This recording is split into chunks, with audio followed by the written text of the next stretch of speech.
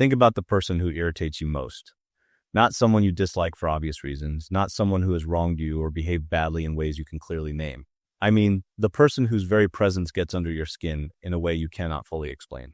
The one whose particular quality, their confidence, or their neediness, or their ease with people, or their relentless positivity makes you want to leave the room. Carl Jung had a theory about that feeling. Welcome to Philosophy for Lunch. I'm Shawn. And I'm Claire. Jung's theory was that the qualities we find most intolerable in other people are often the qualities we have most thoroughly rejected in ourselves. That the irritation is not really about them. It is about us, about what we have buried, what we have decided we are not allowed to be, what we have spent years pushing into the part of the psyche Jung called the shadow. Today we are talking about the shadow, what it is, how it forms, what it costs to keep it hidden, and what it genuinely means, not as a self-help slogan to integrate it. This is some of Jung's most durable and most practical work, and I think it is also some of the most personally confronting. Big ideas, human conversations, let's go.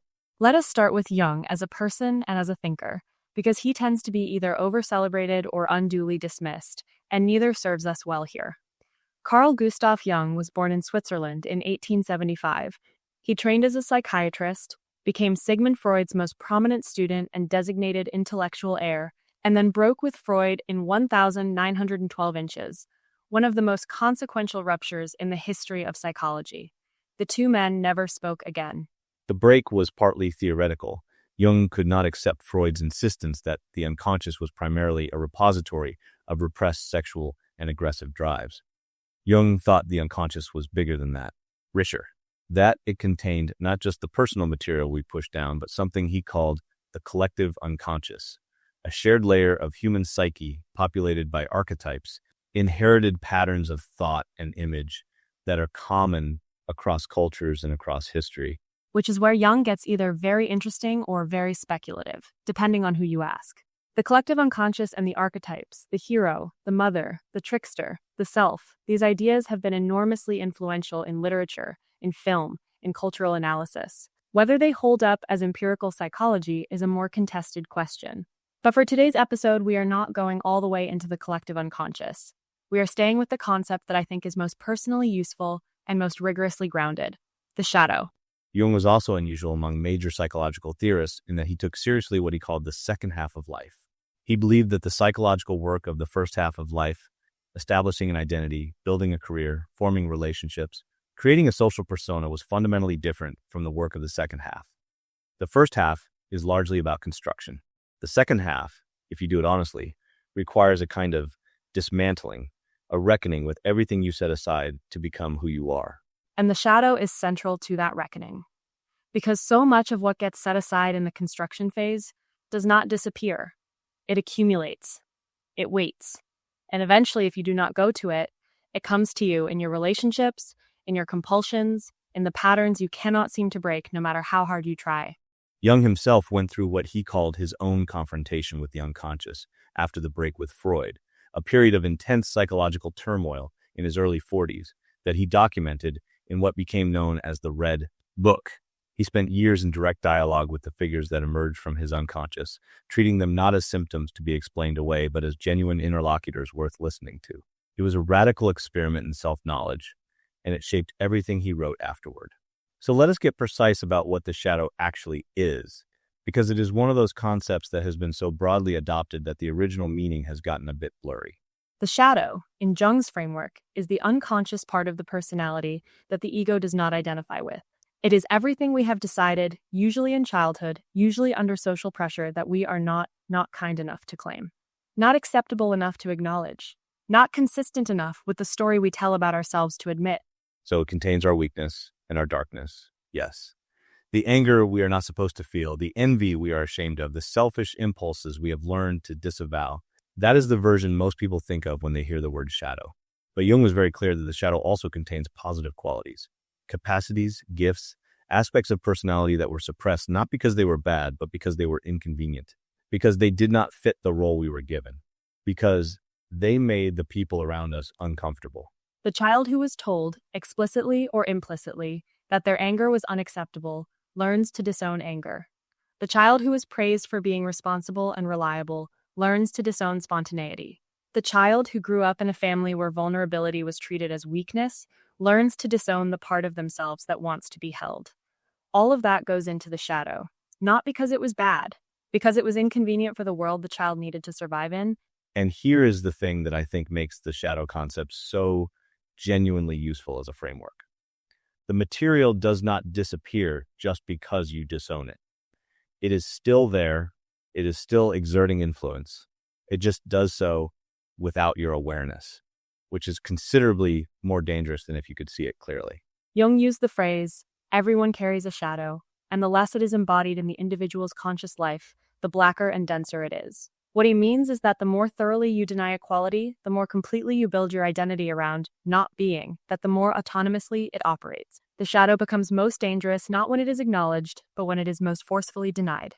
The person who insists most loudly that they are incapable of cruelty is often the one whose cruelty, when it does emerge, is the most startling, because they have no relationship with it.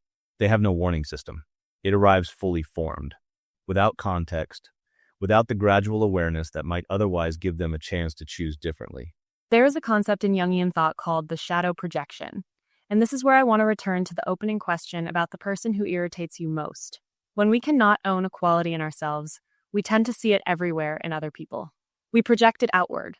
The person who has thoroughly suppressed their own ambition becomes intensely critical of ambitious people. The person who has disowned their sexuality becomes negatively preoccupied with the sexuality of others. The person who cannot tolerate their own neediness finds needy people insufferable.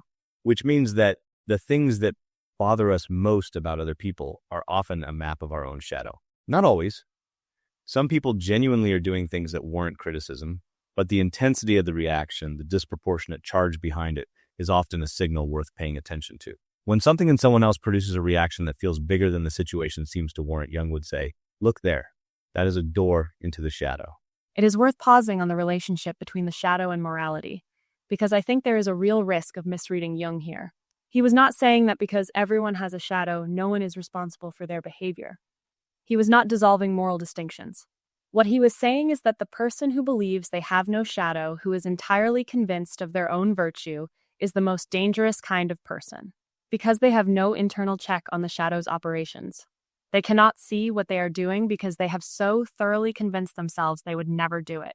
There is a phrase that gets used in clinical psychology, moral superiority, as a defense.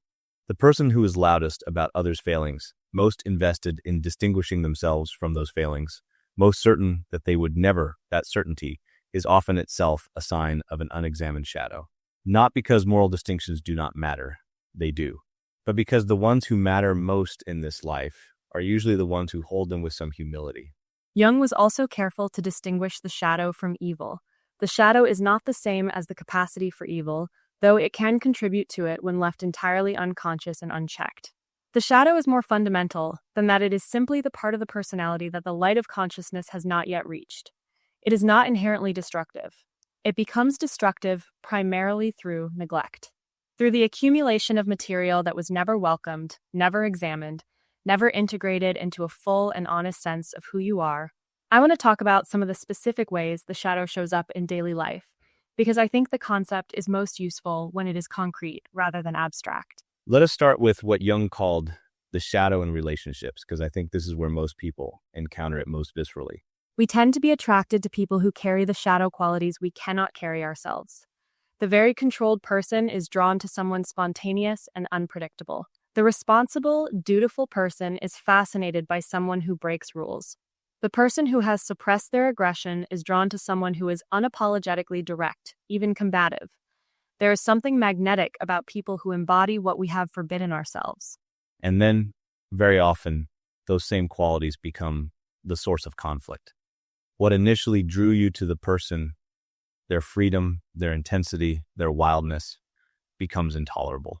Because you are not actually in a relationship with a person. You are in a relationship with a mirror of your own shadow. And when the mirror gets too close, the discomfort becomes unbearable. Jung would say that the relationship is doing you a service, even when it is painful. It is showing you what you need to look at. The anger you feel at the person for being what they are is often more productively understood as an invitation to ask, why does this quality in them produce such a charge in me? What is it that I am not allowing myself to be. The shadow also operates in what Jung called the persona, the mask we present to the world. The persona is the curated version of ourselves that we offer to our professional lives, our social circles, our public identities. And the shadow is, in part, everything that the persona excludes. The more rigid and polished the persona, the more dense the shadow that accumulates behind it. Which is why people who appear to have their lives most completely together are sometimes the ones whose shadow eventually shows up in the most dramatic and disruptive ways. The more comprehensive the performance of having it all figured out, the more that performance requires suppressing everything that does not fit, and that suppressed material does not just sit quietly. It builds pressure, and pressure, over time, finds a way out. Jung described this as living too much in the persona. You become identified with the role, the competent professional, the devoted parent, the agreeable colleague at the expense of the full range of who you actually are. And the parts that get excluded from the role do not accept their exclusion gracefully. The shadow also shows up in what Jung called autonomous complexes, emotional patterns that seem to take over involuntarily. You are in the middle of a conversation and suddenly you are angrier than the situation warrants. You are with someone you care about, and something they say triggers a reaction that feels completely disproportionate. You say something you immediately regret, and when you try to understand where it came from, you cannot trace it. That is the shadow operating autonomously. Not you deciding to react that way, the shadow stepping in and reacting on your behalf. Which is why one of the early signs that shadow work is needed is a pattern of being surprised by your own reactions, of looking back at what you did or said and thinking, where did that come from? I do not recognize that as me. Jung would say, of course you do not recognize it. You have spent years insisting it is not you, but it is. It is just the part of you that has never been invited to the table. And so it shows up uninvited at the worst possible moments. There's also a connection between the shadow and our ideals that I think is worth naming. Jung observed that the qualities we most idealize in others are often shadow qualities, qualities we cannot own in ourselves, and so we project them upward rather than downward. We put certain people on pedestals precisely because they embody what we have denied ourselves. And then, almost inevitably, we are devastated when they turn out to be fully human. The idealization sets them up. The shadow brings them down. Which you can see in the culture of celebrity, in how we relate to public figures we have never met, in the intensity of the disillusionment when someone we have idealized turns out to be complicated. The problem is not the person. The problem is that we were using them to carry something we should have been carrying ourselves. There is also a cultural dimension to the shadow that Jung was very interested in, and that I think is worth naming. Individuals are not the only ones who develop shadows. Cultures do too. The qualities that a culture collectively disowns, the aspects of human nature it refuses to acknowledge, in itself tend to emerge in distorted and destructive forms. A culture that cannot tolerate its own aggression will find it expressed in scapegoating. A culture that denies its own greed will project greed onto designated enemies. The shadow dynamic operates at scale. And Jung was writing in the first half of the 20th century when he watched two world wars emerge from exactly that dynamic. He was not being abstract when he talked about the cultural shadow. He was watching it play out in real time on a civilizational scale, which gave the concept an urgency in his work that was not merely theoretical. He wrote extensively about Germany in the 1930s and what he saw as the collective possession by shadow material that had been disowned for decades. The rage, the humiliation, the hunger for a scapegoat expressing itself through a political movement that gave it form and permission. He was one of the very few psychological thinkers of the era who tried to analyze what was happening at the cultural level rather than just the individual one. Whether his specific analysis holds up is debated, but the framework that what a culture cannot own in itself will find expression somewhere remains one of the most important ideas in his work. So if the shadow is real, if it accumulates, if it exerts influence, whether we acknowledge it or not, what do we actually do about it? This is where Jung's concept of shadow integration comes in. And I want to be careful here because this is a term that has been so thoroughly absorbed by popular psychology that it has almost lost meaning. Right. Shadow work is all over social media at this point. And a lot of what gets called shadow work is either too simple, just acknowledge your dark side, or too dramatic, some kind of total psychological transformation. Jung was describing something more specific and more demanding than either of those. Integration, in Jung's framework, does not mean becoming your shadow. It does not mean giving full expression to every quality you have suppressed. It does not mean that because you have disowned your anger, you should now be angry all the time.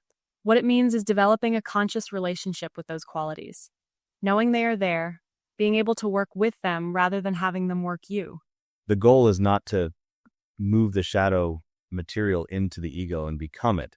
The goal is to be able to see it, to say, yes, that quality is in me too. I have this capacity. I am not only the version of myself I present to the world. I am also the parts I have been pretending are not there. And from that acknowledgement, you actually have choice. You can decide what to do with the quality rather than having it decide for you. Jung described the process as taking back projections. When you notice that someone else's quality is producing a disproportionate reaction in you, instead of staying focused on them, you turn the attention inward. Where is that quality in me? How has it shown up in my life? Why did I decide it was unacceptable? What was I protecting myself from by disowning it? And this is not a one-time exercise. Jung was very clear about that. The shadow is not a problem you solve. It is a relationship you maintain. You do not finish the integration. You become, over time, more fluent with the material, better at recognizing the projection when it is happening, more able to catch yourself before the shadow acts in your place. There is a distinction Jung made between assimilation and integration that I find really useful. Assimilation is when the ego swallows the shadow, when you just decide to be your anger or your ambition or whatever the quality is without any discrimination. That is not health. That is just a different kind of unconsciousness. Integration is when the ego and the shadow enter into a genuine dialogue. When you can hold both, I am the person I have been, and I am also this other thing I have been pretending I am not. Both are real. Both are mine. One of the most striking things Jung said about the shadow is that meeting it is an act of moral courage. Not because what you find there will necessarily be terrible. Remember, the shadow also contains your unlived potential, the gifts you set aside, the capacities that were never developed. But because it requires giving up the comfort of the story you have been telling about yourself, and that story is usually one you are very attached to. The person who has built their entire identity around being kind and accommodating has a lot invested in not seeing their own aggression. Acknowledging it feels like it undermines who they are. But Jung would say the opposite. It completes who they are.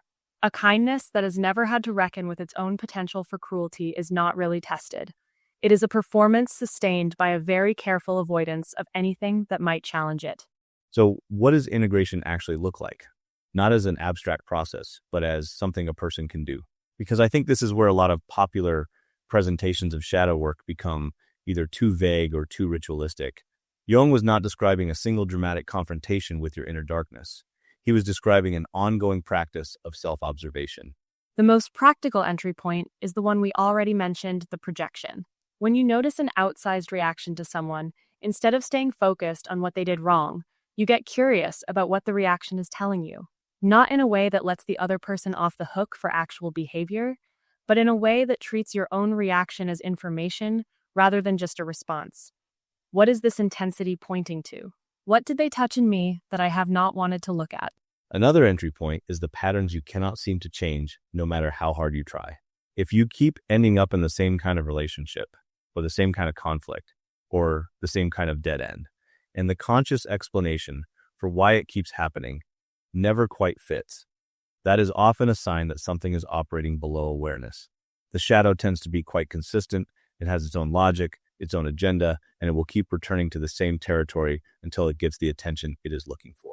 Dreams were central to Jung's approach to the shadow, and I want to at least name that even if we cannot do it full justice today, Jung believed that the shadow frequently appears in dreams as a figure of the same sex who embodies the qualities the dreamer has rejected, a threatening stranger, a criminal, an aspect of the self that feels alien. Working with those dream figures, taking them seriously as communications from the unconscious, was one of the primary methods he used in his clinical work.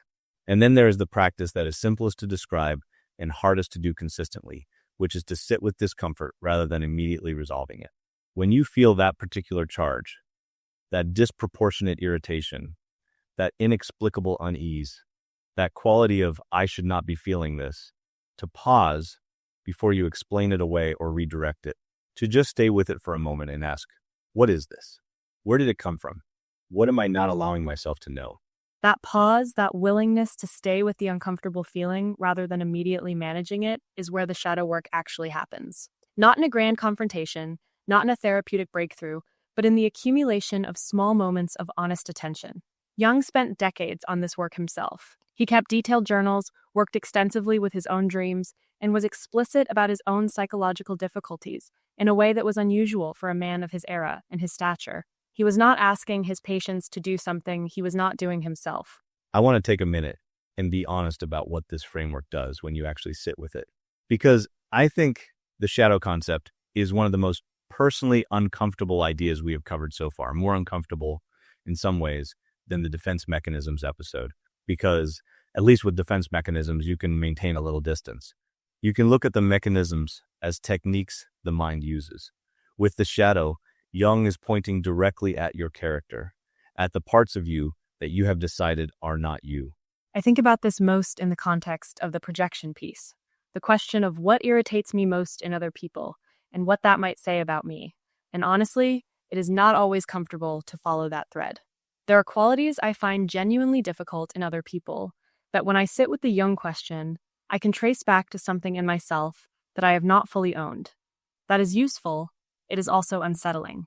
For me, the most useful part of the framework is the idea that the shadow contains not just darkness, but unlived potential. Because I think the version of shadow work that focuses only on the negative qualities, the envy, the aggression, the selfishness, can become its own kind of performance. Look how honestly I am engaging with my darkness. And it misses half of what Jung was actually describing.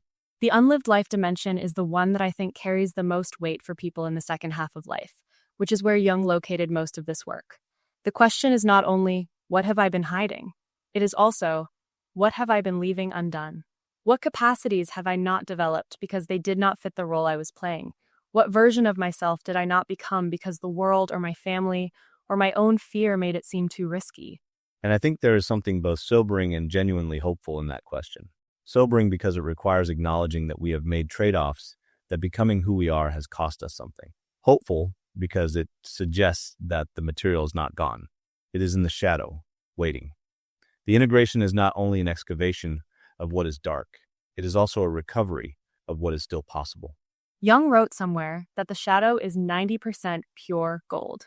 I think he meant that most of what we have put there is not actually terrible. It is just inconvenient, or frightening, or inconsistent with the story we needed to tell. And that the work of integration is less about confronting monsters and more about reclaiming orphaned parts of yourself that have been waiting, sometimes for decades, for permission to come home.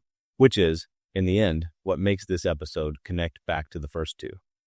Anna Freud was describing the mechanisms the ego uses to keep certain material out of awareness. Marcus Aurelius was describing the practice of keeping the inner life honest in the face of external pressure. Jung is describing what is actually in the territory that those mechanisms are guarding. And what you find there when you go looking is not only what you feared, it is also what you have been missing. I keep thinking about a particular kind of conversation I have had over the years with people who are in the second half of life and who have a specific quality of restlessness. They have done what they were supposed to do, built the career, raised the family, maintained the persona, and yet there is something that will not settle. A sense that something important was left behind somewhere or never quite begun. Jung would recognize that feeling immediately. He called it the unlived life, and he believed it was one of the most reliable signs that the shadow needed attention. The unlived life does not disappear because you made different choices. It stays. It shows up in the books you keep almost reading and putting down, in the conversations you find yourself having about roads not taken, in the quiet envy you feel toward people who did the thing you did not do. That envy, that particular quality of wishing you had been braver or freer or less careful, is the shadow pointing back at you, telling you what it is, still carrying on your behalf. The hopeful part of Jung's framework, and I do think there is genuine hope in it, not just difficulty, is that the shadow is not locked away forever. The integration is hard, but it is available. The material is not gone. It is in the shadow, and the shadow is yours, which means the unlived life is not something you simply mourn. It is something you can, at least partially, begin to live. I want to close with something Jung wrote that I keep coming back to. He said, "One does not become enlightened by imagining figures of light, but by making the darkness conscious." That framing, making the darkness conscious, is precisely what the shadow work is. Not becoming the darkness, not celebrating it, not performing it, making it conscious, bringing it into the light of awareness, where it can be worked with rather than working you. And the word he chose, enlightened, is interesting because in most spiritual and philosophical traditions, enlightenment is described as an ascent. You rise above the darkness. You transcend the lower impulses. You become more than your shadow. Jung was arguing the opposite. You do not go up and away from the shadow. You go down and in. The path to wholeness runs through the parts of yourself you have been avoiding. Which is a harder road. There is no version of this that does not require sitting with material you would rather not sit with. There is no shortcut through the shadow. But the alternative, leaving it unexamined, letting it operate autonomously, having it express itself in your relationships and your choices, without your awareness or consent, that costs more. It just costs more slowly and less visibly, which is part of why it is so easy to keep not doing the work. Next week, we are moving from the psychological to the philosophical. Claire's solo episode on free will. What it would actually mean to be free, whether it matters if we are not, and what the best thinkers from Spinoza to contemporary neuroscience have actually said about one of the oldest questions in philosophy. If this episode made you think of someone in the middle of a pattern they cannot explain, or a relationship that keeps producing the same charge, share it with them. That is how this show grows. Sources and further reading are in the show notes. We are Philosophy for Lunch. New episodes every Sunday. Big ideas. Human conversations. See you next week.